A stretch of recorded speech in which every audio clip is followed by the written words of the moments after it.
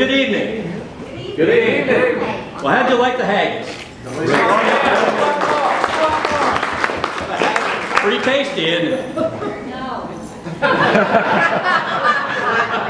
Get one in Well, you know, I was thinking, wouldn't that be a great entree for dine around? I mean, you could send your friends and family home with fond memories. You know, I know Victor was sharing a little bit about the preparation with some of the tables, but I know better than what he told you guys. Because I met him out in the hall and I said, I want the straight scoop. I said, is it a complicated recipe? And typical Victor, he says, nah, it's easy. So I said, really? And he said, yeah. He said, there's just three steps to it. You buy a sheep, you sell the wool, and you cook everything else. Well, before I start with my assigned duty for this evening, which is to immortalize the famous Robert Burns, I would like to thank Graham for entrusting me with this honor. But then I thought, who better than a Yankee from Nebraska, Danish heritage, to pay tribute to the greatest Scottish poet ever. So anyway, Robbie, I know you have a great sense of humor, and I think I hear you laughing. So, now, it was mentioned earlier that this is the 5th time that our distinguished club has celebrated Burns Night, and I've come to the conclusion that the reason I got this job is because we've exhausted our roster of members with the proper accent. So anyway, I've done my research, and isn't Google and the internet a great tool if you don't know something about anything? And so I Googled tributes to Robert Burns, and it's amazing what came up. I mean, there's so much information out there. The first thing I learned was that the average length of a tribute to Robert Burns is in excess of 30 minutes. Now, the key word there is average. Raise your hand if you were at Graham's house last year for Burns Night,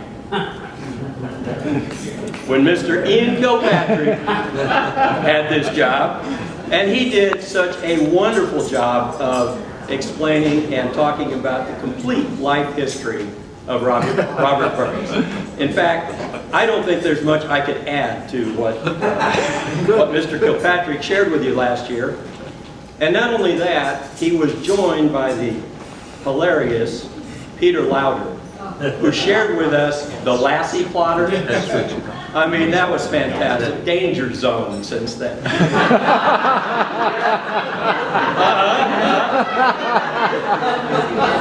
Yeah, well, I thought so. Well, now, those presentations were worth every minute. But my goal tonight is to get us back on schedule, to get our average back where it's supposed to be. So, Robert Burns, this is your life in 60 seconds. Robert Burns was born in 1759 in Alloway, Scotland. He was the eldest of 7 children. His father was a poor farmer, but he believed in education. So he saw to it that Robbie got a proper amount of schooling. Throughout Robbie's life, he was many, many different things. He was a farmer. He was a lover. More on that later. He was a poet, quite a literary success.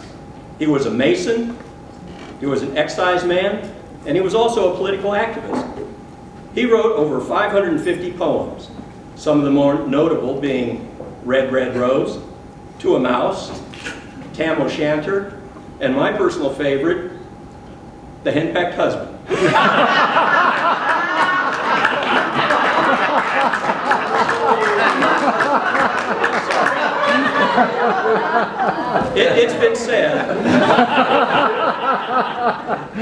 It's been said that Robbie would even make a poem out of a shopping list. He also wrote songs. He wrote 368 songs, one of which we're going to sing later. Now, I mentioned his love life, and it was quite busy. He fathered at least 12 children. Some accounts have that number as high as 15. And he did that through multiple relationships, which I've chosen not to go into tonight. He died in 1796 at the age of 37 And ironically, his last child was born on the day of his funeral. All in all, Burns is most remembered for his ability to relate everyday common practices to the, with words that have stood the test of time. He really knew how to relate to his common man. He actually stands head and shoulders. It's a 30-second. He actually stands head and shoulders above his peer group. Burns Night is celebrated in groups like ours all over the globe. And when you think about it, there is nothing like this for the likes of Keats, Wordsworth, not even Shakespeare. So Burns really is the main man. So now, as a tribute to Robbie, in mostly my own words, I have a little poem. We're all a bit Scottish tonight. I was going to say no kilts, but one kilt, and haggis and whiskey bold and bright. Because tonight it is the night when Scots the world over pay tribute to the man who's known from the cliffs to Dover.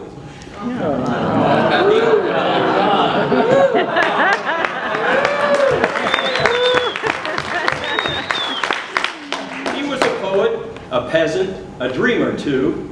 He saw the world in a different hue. His words they spoke of hunger, despair, and hope. I'll stop now so we can toast. Lassies and laddies, please raise a toast to the immortal memory of Robert Burns. And now I'd like to introduce my partner in member. Is he here? He was here. I'm here, buddy. There he is. Mr. Greg and Miss Laura.